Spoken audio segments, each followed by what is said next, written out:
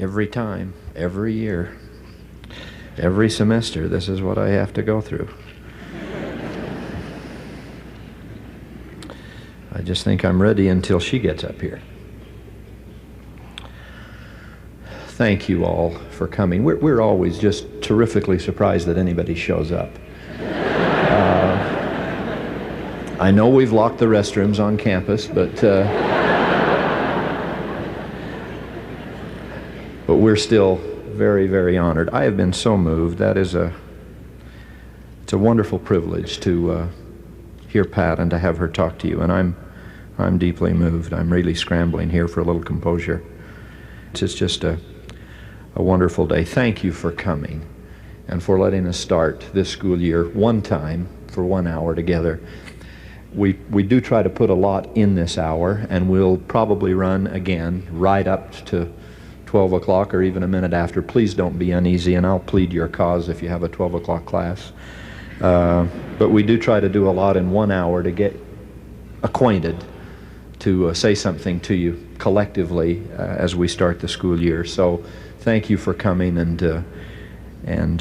thank you for letting me participate in this rather remarkable hour. And I ask especially that Pat's prayer for you will be answered upon my head, and that I won't fear or falter now or ever. I want to be what you want me to be as the president of this university. We're delighted, truly delighted, especially speaking for Sister Holland and myself, to welcome you back to this new school year. We especially welcome those who are with us for the first time. That may be freshmen, might be transfer students, those who've been away, missions or marriage or whatever. It may be some of you simply seeking good, solid, catastrophic insurance coverage.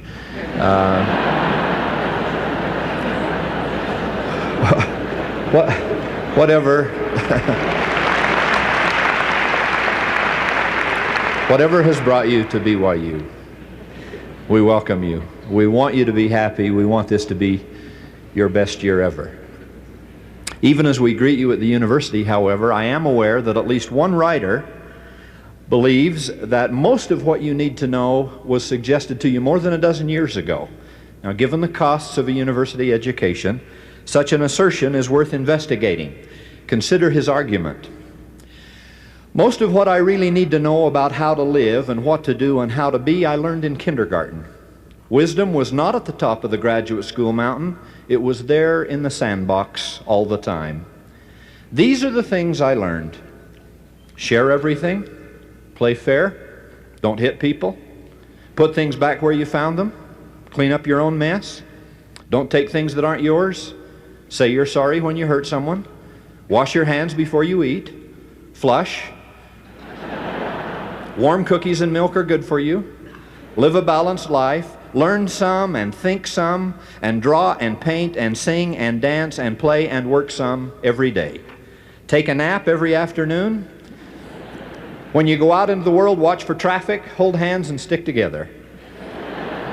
Be aware of wonder. Remember the little seed in the plastic cup. The roots go down and the plant goes up, and nobody really knows how or why, but we're all like that. Goldfish and hamsters and white mice, and even the little seed in the plastic cup, they all die, and so do we. And then remember the book about Dick and Jane, and the first word you learned, the biggest word of all, it was look. Everything you need to know is there somewhere. The golden rule and love and basic sanitation, ecology and politics and sane living. Think of what a better world it would be if we all, the whole world, had cookies and milk about 3 o'clock and then lay down on our blankets for a nap. Or if we had a basic policy in our nation and other nations to always put things back where we found them and to clean up our own messes. And it is still true, no matter how old you are, when you go out into the world, it's best to hold hands and stick together. Now, I admit that's a pretty good preschool, back-to-school conference, whether you're 5 or 50 or a student at Brigham Young University. In fact, maybe most of the important things we need to hear in life have long since been said to us, probably many times. The inestimable Samuel Johnson once said that people needed reminding far more than they needed instructing. So my few moments with you this morning will be devoted to reminders, largely drawn from our own past. But preserving our past without compromising the present is often no easy matter. It can put us in a precarious position, something like, well, a fiddler on the roof. In fact, for this morning's message, I wish to invoke Tevye's help in recounting and reminding, very briefly, truths taught most of us since kindergarten and before. I wish to thank the copyright owners of this brief clip for the privilege of using it. Here's Tevye on tradition. When he says Anatevka, think Provo.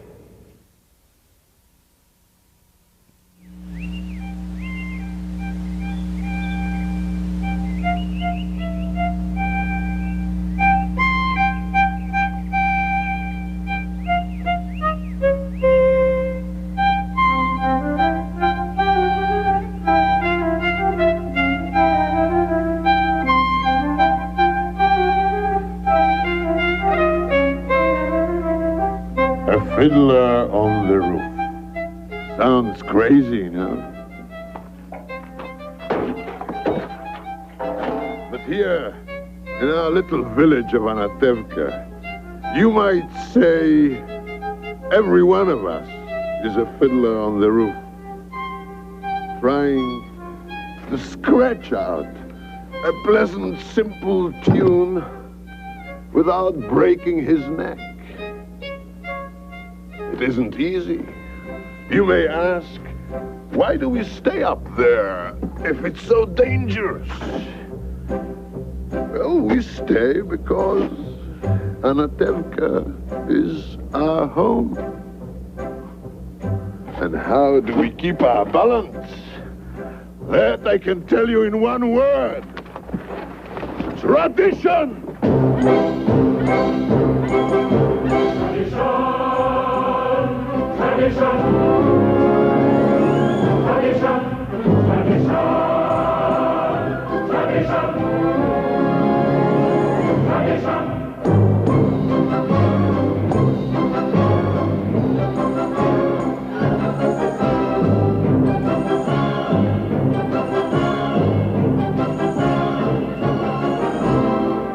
Because of our traditions, we've kept our balance for many, many years.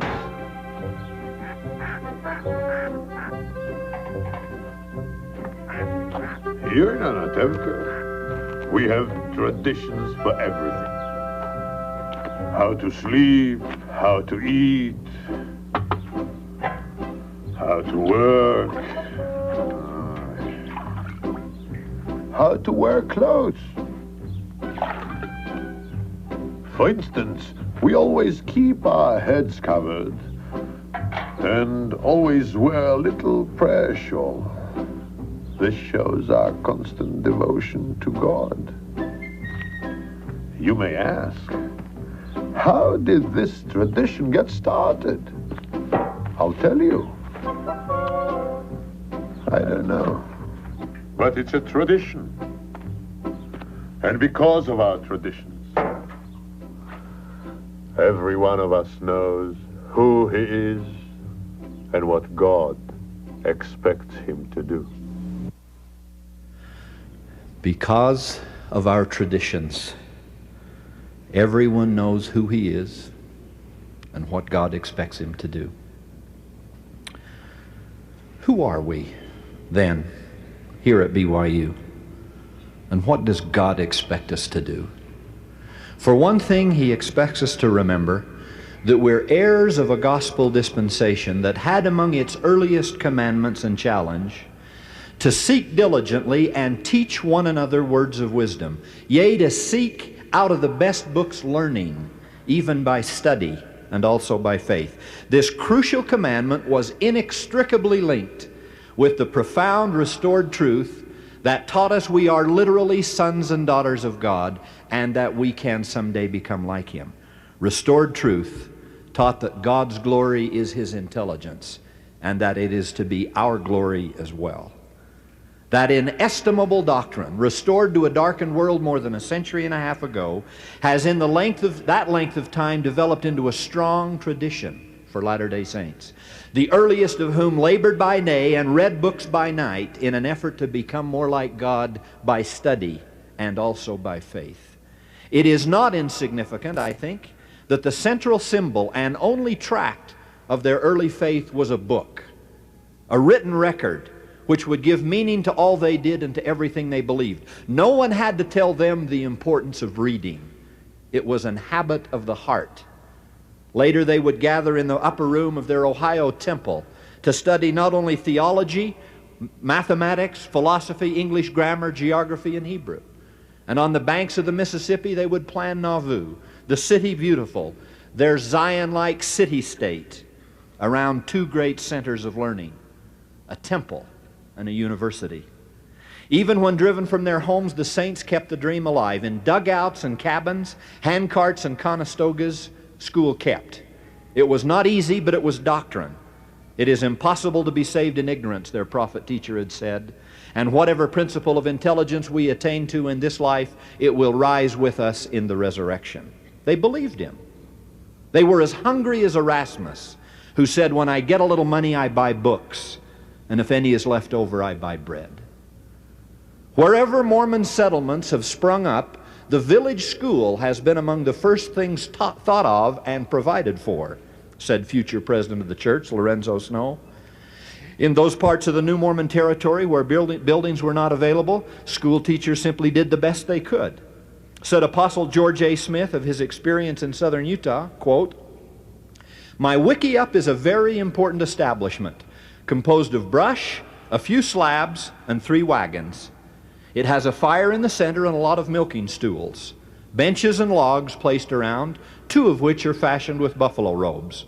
It was, however, unpleasant to see my school in some of those cold nights in February, scholars standing round my huge campfire, the wind broken off by the brush, and the whole canopy of heaven for our covering. Thermometer stood at 7 degrees. I would stand with my grammar book, the only one in school, give out a sentence at a time, and pass it around." Out of that tradition for learning, that near unquenchable thirst for knowledge, has come this university, a far cry from milking stools, buffalo robes, and one text. A far cry from what a century of our pioneer ancestors fought for and dreamed of, but for the most part did not live long enough to see. We owe them something. We who are the beneficiaries of their sacrifice and their faith, we owe them the best effort we can put forward in obtaining a truly edifying and liberating and spirit-soaring education. Please work hard for them this year. Take advantage of every opportunity for their sake. Play a lot less and study a lot more. Learn to write and to speak well. Make an investment in yourself the way the tithe payers of the church have made one in you, and see that bread cast upon academic waters come back to you and your posterity an hundredfold. Load your handcart full of books and start off for Zion. Take this university forward in the same way your ancestors took it forward, often with nothing more tangible to sustain them than their dreams and their tradition. The glory of God, light and truth. Most of you have heard all of that since kindergarten age or before. The question for us now, this year at BYU, is what will we do with that ideal? Remember Anatevka. Everyone knows who he is and what God expects him to do. It is our tradition. Closely linked with that latter-day pursuit of learning is another tradition at BYU, inseparably linked with it. The first year I came to the university as president, I coined a homely Latin phrase. I spoke of virtus et veritas to define a twofold mission at BYU. I added to the traditional search for veritas, truth, a motto from the Harvards and Yales of the world, quite literally. I added a second task, virtus or virtue, the grand old ancient tradition, believing with all my heart that how one lived was the ultimate test of an education, that truth standing undefended or unexercised was unworthy of the investment that had gone into her discovery. In doing so, I knew that I had not only the philosophers, but also the prophets of God on my side, past and present. Indeed, a modern first presidency had said in a better way than any educator, professional or otherwise, might say it, what I had hoped to convey to the university.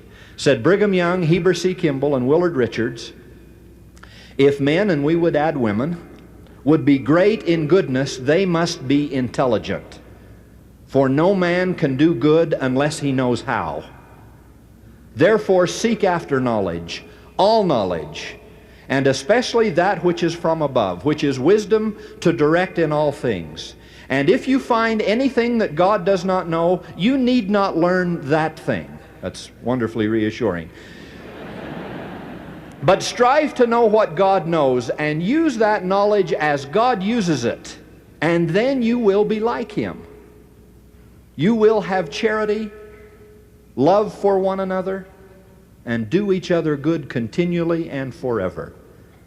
But if a man or woman has all knowledge and does not use it for good, it will prove a curse instead of a blessing, as it did Lucifer, the son of the morning. What a striking educational philosophy. It sounds so simple. Strive to know what God knows, use that knowledge as God uses it, and you will be like Him. Strive for education, to do each other good continually and forever. But that was taught in your kindergarten years. Play fair, don't hit, clean up your own mess, hold hands and stick together. Our education has always carried with it ineluctable moral obligations. Now, how important is all of that in 1987 as we balance precariously on the BYU roof? Very important and urgent, I think. As a nation, we are swirling in, seemingly overwhelmed by ethical and cultural and political chaos. The moral implications for our society, as severe as any America has faced, are serious partly because they threaten the very idea of society so directly. These violations of the commonweal damage our efforts to live together in trust and reciprocity. The United States needs to recover some idealism, reads one recent newspaper headline. Universities are turning out highly skilled barbarians, trumpets a national news magazine. We're a nation without honor, declares a monthly periodical. A nation of liars, cries another. Even the Pope travels to America to remind us of our lost virtues. And no less an arbiter of national virtue than Time magazine runs a cover story on sleaze, scandals, and hypocrisy, documenting the nation's frenzied search for its values, a mad scramble for bearings in a time of stunning moral disarray. I say stunning because I simply can't quite keep it all straight lately. Was it Gary Hart and Fawn Hall, or was it Jessica Hahn and Michael Deaver? Ivan Boesky was trading something. Was it arms for hostages or a fake blessing given to Joseph Smith III? And which were the good Marines and which were the bad? Were the call girls in the Russian embassy or the recreational theme park? Was it a PTL boat that landed in Nicaragua? Or do I have Tammy Baker mixed up with Howard? Forgive me if I seem to grope here. But, lest we smile, university students have also contributed their share to the general morass. Consider this from a recent educational quarterly. Popular literature has painted today's generation of college students as a cynical bunch of money grubbers, willing to stoop to any level to get ahead. Sadly, students today do not cherish or even understand the basic principles of academic honesty. The evidence, based almost entirely on self-reporting, shows clearly that the levels of university cheating are high. The picture, the article concludes, is of a self-centered, competitive, insecure, and cynical generation of students committed to getting the most out of the present regardless of the cost to others. In this context, it is not surprising that colleges and universities are becoming concerned about the ethical standards of their students. Becoming concerned?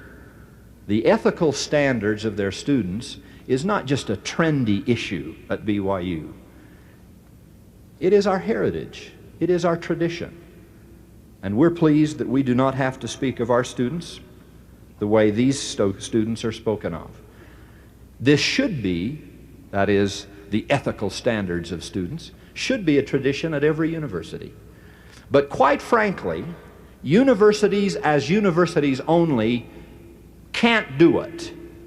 As Hitler rose to power and forged the infamy of the Third Reich, Germany had the finest university tradition in all of continental Europe.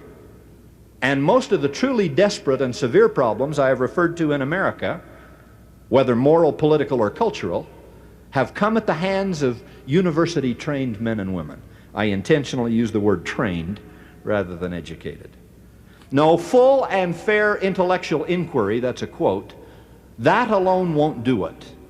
Academic instruction unmeasured and untempered by integrity, instruction unenlightened by the civilizing forces and moral obligations that go with the truth, they will simply produce ever more highly skilled barbarians.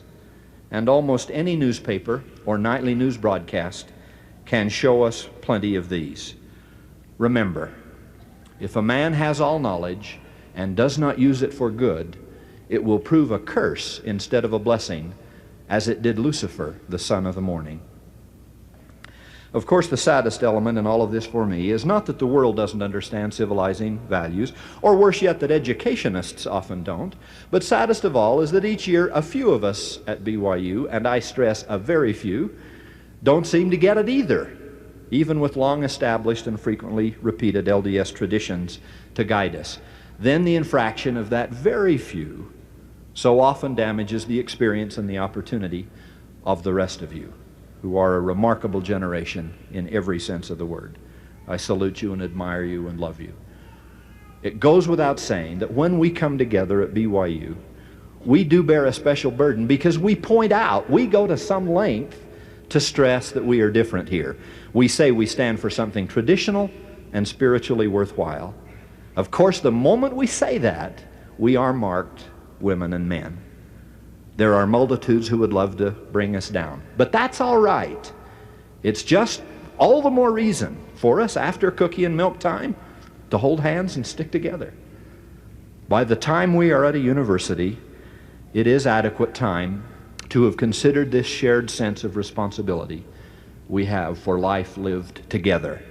This bicentennial year of the U.S. Constitution is a great time to consider that earlier pledge from the Declaration of Independence, that democracy rightly lived requires a commitment no less than our lives, our fortunes, and our sacred honor, as Jefferson finally phrased it. I'd like to think in some modest way that BYU's gamble in the 20th century on the virtue and morality and integrity of young men and women is not unlike America's gamble was in the 18th. Ben Franklin, I think, spoke for those of us at BYU as well as Philadelphia when he said, "We must all hang together, or assuredly we will all hang separately." We don't have to quote John Donne at this point to remember that no man is an island. Ask not for whom the BYU carol and bell tower chimes. It chimes for thee. Everyone who enters this university has, in a rather literal way, entered a covenantal society. When we come to BYU, we take our position on the roof with violin in hand, and we declare to the rest of the world, tradition. Our tradition, BYU tradition. And that doesn't just mean ringing the victory bell after a ball game or lighting the Y at homecoming, as fun and rewarding as those lesser traditions are. Indeed, lighting the Y doesn't mean one earthly thing, does not justify the electricity it takes to do it. If the meaning behind that mountaintop symbol the spirit of the Y, as sung here today, is not manifest in each of our lives. In covenantal societies, everyone has to help. Everyone is accountable because one theft of a piece of art, or a bicycle, or a backpack, or one abuse of drugs, prescription or otherwise, or one sexual transgression seemingly pursued in darkened secrecy, and the light on the hillside Y grows a little dimmer. And it isn't just the flame of education that flickers then. It is even more seriously the faltering of covenants that have been compromised. Tradition. A lot of it deeply earned, more dearly defended.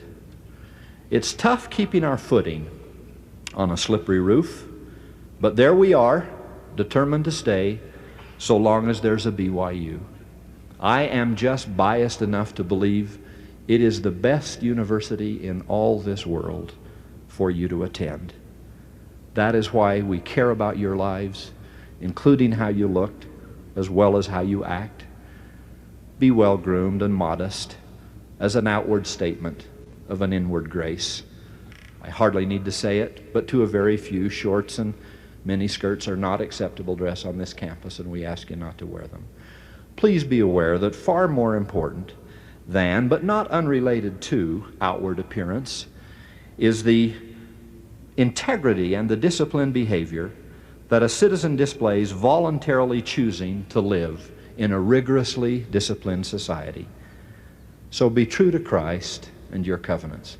In an age when culture is about 5 miles wide and 3/16 of an inch deep, I am asking for something deeper. I want an inspiring past, a present and a future, in short a tradition that will give depth and height and a millennia of meaning to your relatively short time at BYU. It will only come from our understanding of the glory of God and our determination to enjoy fully His blessings to us. Do you remember the seed and the cup from the kindergarten story? The roots go down and the plant goes up, and nobody really knows why. At BYU, I want our roots down and our plants up, and the more visible those stems and branches and blossoms are, the deeper our roots will have to go to sustain them. Please don't get caught in shallow soil, intellectually or spiritually. The Savior taught powerful parables about seeds needing to be planted deeply and houses needing to be built on very strong foundations. I want you to know that I love you, that I care about you very much, about your hopes and your dreams and your future. You and your experience while attending BYU mean everything in the world to me. May I close with one BYU story. It is a tradition. It's nearly 100 years old, which makes it about the time you were in kindergarten. Carl G. Mazer was probably the most refined and educated, certainly one of the most refined and educated men to join this church in its first 50 years of existence. Trained in the great classical tradition and distinguished in Saxony for his breadth of learning, he gave up virtually everything he had to enter the waters of baptism. Ostracized in his community and with no way to make a living, he brought his wife and children to America, serving missions as he came and finally joining the saints in these valleys of the Rocky Mountains. Once here, he gave the rest of his life to the educational efforts of the church, including 15 years in abject poverty as the first and greatest principal of the then new and struggling Brigham Young Academy located in Provo, Utah. In December of 1900, 2 months before he was to die, Brother Mazer was brought back to see one more time the modest single-building campus on University Avenue he had built and loved and defended. He was helped up the stairs and into one of the classrooms where all of the students instinctively stood as he entered. Not a word was spoken. He looked at them slowly, then made his way to the chalkboard. With his bold classical script, he wrote 4 statements on the board, turned, and walked out of the old BYA forever. closing as he did so, perhaps one of the most distinguished educational lives this university has ever known. Several years after Brother Mazur's death, a proposal was made to construct a memorial building in his name. Not downtown on University Avenue, but high atop Temple Hill, where a new campus might be built consisting of as many as 3 or perhaps 4 buildings someday. The cost would be an astronomical $100,000. But the Mazur building would be a symbol of the past, a statement about aspiring tradition, an anchor to the university's future. In spite of a staggering financial crisis clouding the very future of the university at that hour, the faculty and the student body did take heart that in 1912 the Mazur building was at least partially complete, and the university would give diplomas to its first 4-year graduating class. But even as graduation plans were being made, equally urgent plans were underway to sell the remainder of Temple Hill for the development of a new Provo suburb. The university simply had to have the money to survive. 18 members were graduating in this first 4-year class. But even if the student body tripled in the years ahead, surely there would be more than enough room to accommodate them on the space now occupied by the Mazur, Brimhall, and Grant buildings on our present campus. Yes, the rest of the space on the hill should be sold. The graduation services would conclude with a sales pitch to the community leaders in attendance. When Alfred Kelly was introduced that morning as the student speaker, he arose and stood absolutely silent for several moments. Some in the audience, in fact, thought he had lost the power of speech. He needed Sister Holland's talk. Slowly, he began to speak, explaining that he'd been much concerned over his remarks, that he'd written several versions and discarded every one of them. And then early one morning, he said with a feeling of desperation regarding his approaching assignment, he walked north from his downtown apartment to where the partially completed Mazur building stood, as Horace Cummings would later describe it, as an air castle come to earth on Temple Hill. He wanted to gain inspiration from this hope of a new campus, but he felt only grim disappointment. The sky was starting to glow from the morning light, but the darkly silhouetted Mazur building seemed only a symbol of gloom. Kelly then turned his eyes toward the valley below, which was also still in shadow. The light from the rising sun was just beginning to illuminate the western hills back of Utah Lake with an unusual golden glow. As morning came, the light gradually worked down from the hilltops, moved across the valley floor, and slowly advanced to the spot where Kelly stood. He said he partially closed his eyes as the light approached, and yet was startled by what he could still see. He stood as if transfixed. In the advancing sunlight, everything he saw took on the appearance of people.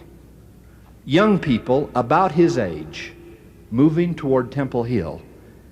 He saw hundreds of them, thousands of them, coming into view. He said he knew they were students because they carried books in their arms as they came. And then Temple Hill was bathed in sunlight, and the whole of our present campus was illuminated, not with one partially completed building, not with homes in a modern subdivision, but with what Kelly described to that graduating class in 1912 as temples of learning. Large buildings, beautiful buildings, hundreds of buildings which covered the top of that hill and stretched clear to the mouth of Rock Canyon.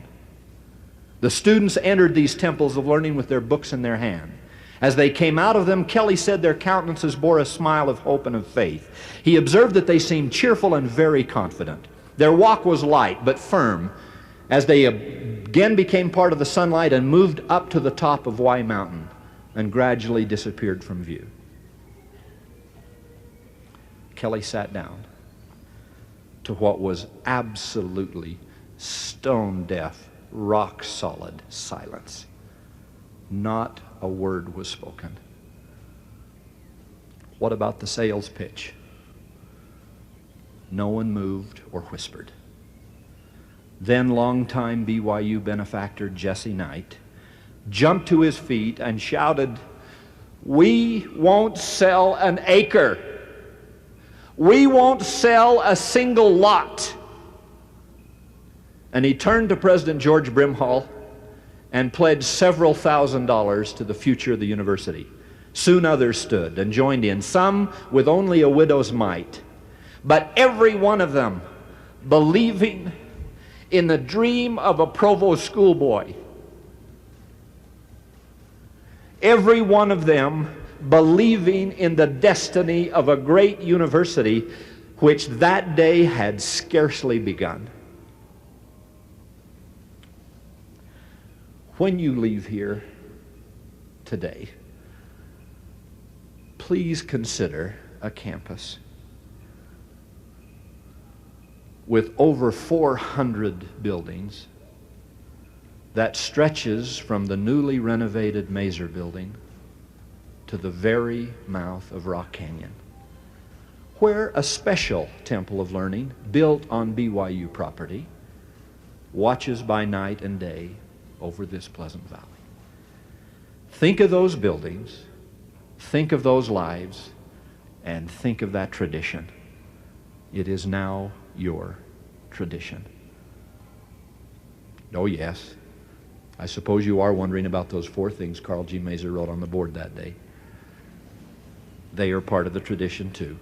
1, to love God is the beginning of all wisdom. 2, this life is one great homework assignment in the principles of immortality and eternal life. 3, man grows only with his higher goals. And 4, never, ever let anything impure enter here. A fiddler on the roof, it's a tough assignment. But we're all up there together, defending that inheritance. Welcome to our precarious and beautiful place. I testify of my love for every one of you and my conviction of the restored gospel of Jesus Christ. It is true, and it gives eternal meaning to our work here. With Tevye, I invite you to discover in our BYU tradition of learning and love and purity who you really are and what God expects you to do. In the blessed name of Jesus Christ, amen.